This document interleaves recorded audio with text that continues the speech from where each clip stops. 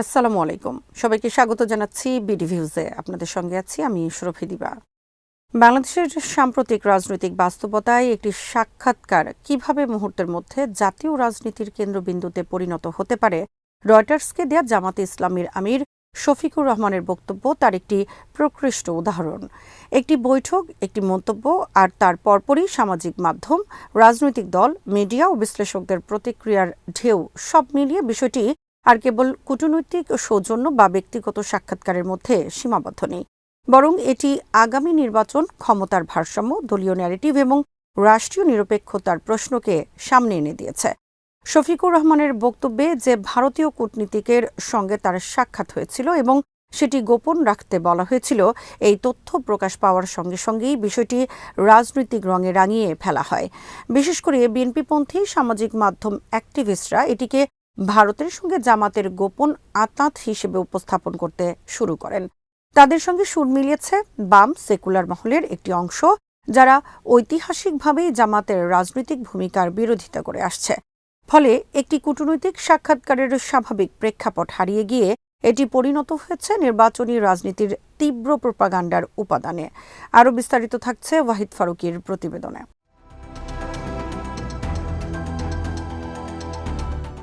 আন্তর্জাতিক রাজনীতিতে বিভিন্ন দেশের কূটনীতিকদের সঙ্গে রাজনৈতিক দলের নেতাদের সাক্ষাৎ নতুন কিছু নয়। বাংলাদেশে ক্ষমতাসীন দল হোক বা বিরোধী দল, সবাই কমবেশি বিদেশি কূটনীতিকদের সঙ্গে যোগাযোগ রাখে। কখনো তা প্রকাশ্যে আসে, কখনো আসে না। প্রকাশ্যে না আসা মানেই যে সেটি অনৈতিক বা ষড়যন্ত্রমূলক, এমন ধারণা আন্তর্জাতিক রাজনীতির মৌলিক ধারণার সঙ্গে সাংঘর্ষিক। ডাক্তার শফিকুর রহমান নিজেই রয়টার্সকে বলেছেন, অন্যান্য দেশের কূটনীতিকরা তার সঙ্গে সৌজন্য সাক্ষাৎ করেছেন এবং তা প্রকাশিত হয়েছে, কিন্তু ভারতীয় কূটনীতিক গোপন রাখতে চেয়েছেন। প্রশ্ন হল, গোপন রাখার অনুরোধটি কি জামাতের পক্ষ থেকে এসেছে নাকি কূটনীতিকের নিজস্ব কৌশলগত সিদ্ধান্ত? বক্তব্য অনুযায়ী এটি ছিল কূটনীতিকের অনুরোধ। আন্তর্জাতিক কূটনীতিতে এমন অনুরোধ অস্বাভাবিক নয়, বিশেষ করে যখন সংশ্লিষ্ট দেশটির অভ্যন্তরীণ রাজনীতিতে বিষয়টি স্পর্শকাতর হতে পারে।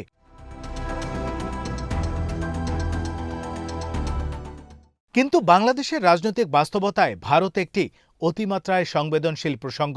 আওয়ামী লীগ দীর্ঘদিন ধরে ভারতের সঙ্গে ঘনিষ্ঠ সম্পর্ক বজায় রেখে এসেছে এবং সেই সম্পর্ককে তাদের রাজনৈতিক বৈধতার একটি বড় অংশ হিসেবে ব্যবহার করেছে। অন্যদিকে বিএনপি ও জামাতকে প্রায়শই ভারত বিরোধী বা ভারতের সন্দেহভাজন হিসেবে চিত্রিত করা হয়েছে।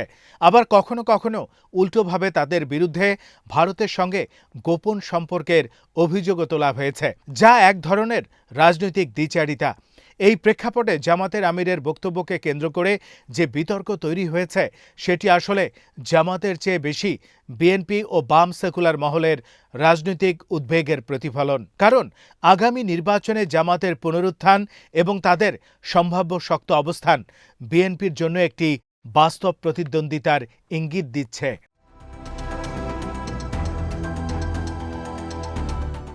রয়টার্সের প্রতিবেদনে বলা হয়েছে, জনমত জরিপগুলোতে জামাত বিএনপির পর দ্বিতীয় অবস্থানে থাকতে পারে এবং ব্যবধান খুব বেশি নয়। এই তথ্যটি নিজেই বিএনপির জন্য অস্বস্তিকর। প্রায় ১৭ বছর পর একটি নির্বাচনে অংশ নিতে যাওয়া জামাত যদি শক্তিশালী অবস্থানে থাকে, তাহলে বিএনপির একক আধিপত্যের স্বপ্নে ভাঙন ধরবে। এই বাস্তবতায় জামাতকে বিতর্কিত করা, তাদের বিরুদ্ধে ভারতের সঙ্গে গোপন বৈঠক বা নৈতিকতা প্রশ্নবিদ্ধ করার ন্যারেটিভ তৈরি করা বিএনপির রাজনৈতিক কৌশলের অংশ হিসেবেই দেখা যায়।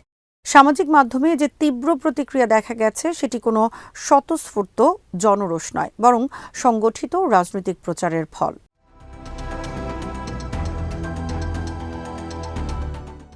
বাম সেকুলার মহলের অবস্থান এখানে কিছুটা ভিন্ন হলেও ফলাফল একই। তারা জামাতের ঐতিহাসিক ভূমিকা, বিশেষ করে ১৯৭১ সালের মুক্তিযুদ্ধের বিরোধিতার বিষয়টি সামনে এনে দলটিকে চিরস্থায়ীভাবে অগ্রহণযোগ্য হিসেবে প্রতিষ্ঠিত করতে চায়। আওয়ামী লীগ সরকারের আমলে যুদ্ধাপরাধের বিচার এবং জামাতের নেতাদের মৃত্যুদণ্ড এই রাজনৈতিক অবস্থানকে রাষ্ট্রীয় নীতিতে পরিণত করেছিল।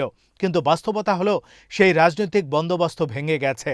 2024 সালের আগস্টে অধ্যাপক ইউনূসের নেতৃত্বাধীন সরকার জামাতের উপর থেকে নিষেধাজ্ঞা তুলে নিয়েছে এবং দলটি আবারও রাজনৈতিক মাঠে সক্রিয় রয়েছে। এই পরিবর্তন বাম সেকুলার মহলের জন্য একটি বড় ধাক্কা। ফলে তারা নতুন বাস্তবতায় জামাতকে মোকাবেলা করতে গিয়ে পুরনো অস্ত্র, নৈতিকতা, ইতিহাস, বিদেশি সম্পর্ক সব একসঙ্গে ব্যবহার করছে।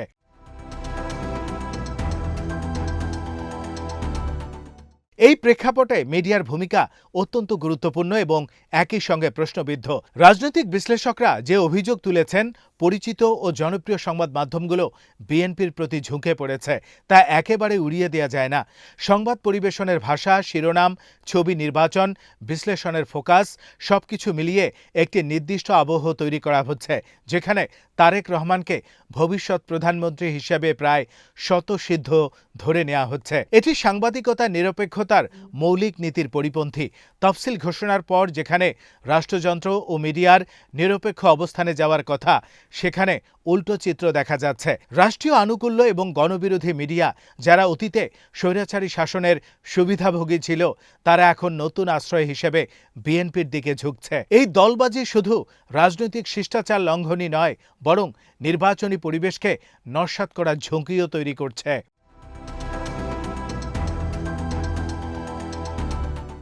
ডক্টর শফিকুর রহমানের ফেসবুক ব্যাখ্যাটি এই প্রেক্ষাপটে একটি প্রতিরক্ষামূলক পদক্ষেপ। সামাজিক মাধ্যমে তীব্র আক্রমণের মুখে পড়ে তিনি বিষয়টি পরিষ্কার করার চেষ্টা করেছেন, যা প্রমাণ করে যে জামাত বিষয়টিকে হালকাভাবে নেয়নি। এটি তাদের রাজনৈতিক সচেতনতারই বহিঃপ্রকাশ। তারা বোঝাতে পারছে আগামী নির্বাচন কেবল ভোটের লড়াই নয়, এটি ন্যারেটিভের লড়াই। কে কাকে কিভাবে উপস্থাপন করতে পারছে সেটি অনেকাংশে জনমত নির্ধারণ করবে।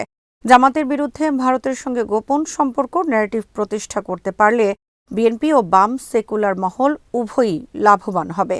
একদিকে বিএনপি প্রতিদ্বন্দ্বীকে দুর্বল করতে পারবে, অন্যদিকে বামপন্থীরা তাদের আদর্শিক অবস্থান পুনরায় দৃশ্যমান করতে পারবে।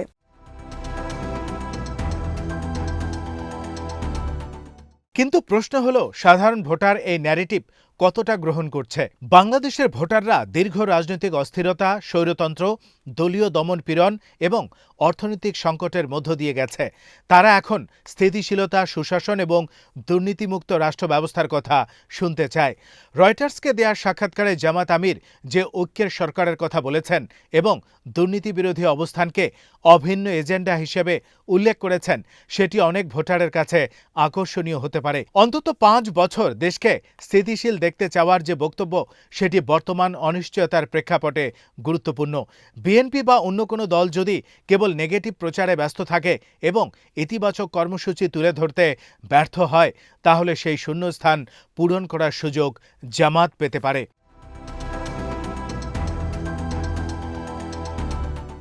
ভারত প্রসঙ্গটি এখানেই আবার ফিরে আসে। শেখ হাসিনার পতনের পর তার ভারতে অবস্থান এবং দুই দেশের সম্পর্কের অবনতি, এই বিষয়টি জামাত আমির যে উদ্বেগের সঙ্গে উল্লেখ করেছেন, তা রাজনৈতিকভাবে তাৎপর্যপূর্ণ। এটি দেখায় যে জামাত নিজেদের কোনো একক দেশের পক্ষ নয়, বরং ভারসাম্যপূর্ণ সম্পর্কের কথা বলছে।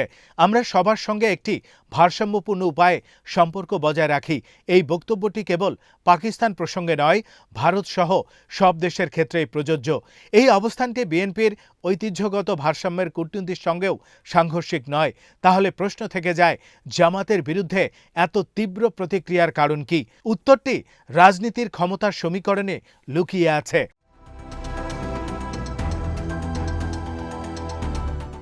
রাষ্ট্রপতি মোহাম্মদ শাহাবুদ্দিন প্রসঙ্গ এখানে গুরুত্বপূর্ণ। জামাত আমিরের বক্তব্য অনুযায়ী জামাতকে নিয়ে কোনো সরকার গঠিত হলে তারা রাষ্ট্রপতিকে নিয়ে স্বস্তি বোধ করবে না। এটি সরাসরি রাষ্ট্রের সাংবিধানিক কাঠামো এবং ক্ষমতার ভারসাম্যের প্রশ্ন তোলে। রাষ্ট্রপতির নিজস্ব বক্তব্য, মেয়াদের মধ্যভাগে পদত্যাগের ইচ্ছা এই অনিশ্চয়তাকে আরও বাড়িয়ে দিয়েছে।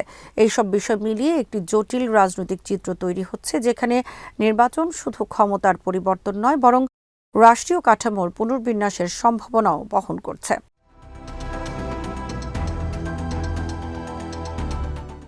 সবকিছু মিলিয়ে বলা যায় জামাত আমিরের রয়টার্স সাক্ষাৎকারটি একটি অনুঘটক মাত্র। এর মাধ্যমে যে তোলপাড় শুরু হয়েছে তা মূলত আগামী নির্বাচনকে কেন্দ্র করে চলমান ন্যারেটিভ যুদ্ধের বহিঃপ্রকাশ।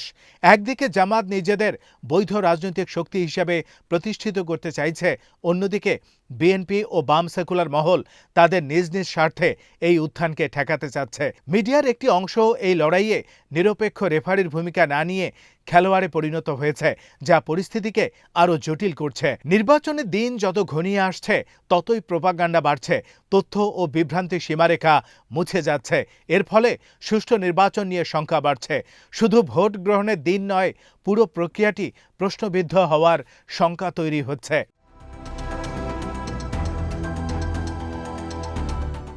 এই বাস্তবতায় সবচেয়ে বড় চ্যালেঞ্জ হলো গণতান্ত্রিক পরিবেশ রক্ষা করা। রাজনৈতিক দলগুলোর দায়িত্ব শুধু একে অপরকে আক্রমণ করা নয়, বরং জনগণের সামনে স্পষ্ট কর্মসূচি ও দৃষ্টিভঙ্গি তুলে ধরা। মিডিয়ার দায়িত্ব নিরপেক্ষ তথ্য পরিবেশন করা, ন্যারেটিভ তৈরি করা নয়। রাষ্ট্রের দায়িত্ব সব দলের জন্য সমান মাঠ নিশ্চিত করা। যদি এই তিনটি স্তরে ব্যর্থতা দেখা যায়, তাহলে নির্বাচন একটি আনুষ্ঠানিক প্রক্রিয়ায় সীমাবদ্ধ থাকবে, গণতান্ত্রিক উত্তরণের পথ রুদ্ধ হবে। জামাত আমিরের একটি মন্তব্যকে কেন্দ্র করে যে ঝড় উঠেছে তা আসলে সেই বৃহত্তর সংকটেরই ইঙ্গিত দেয়, যেখানে রাজনীতি নীতি ও আদর্শের চেয়ে বেশি হয়ে উঠেছে প্রোপাগান্ডা, সন্দেহ আর ক্ষমতার খেলায় আবদ্ধ।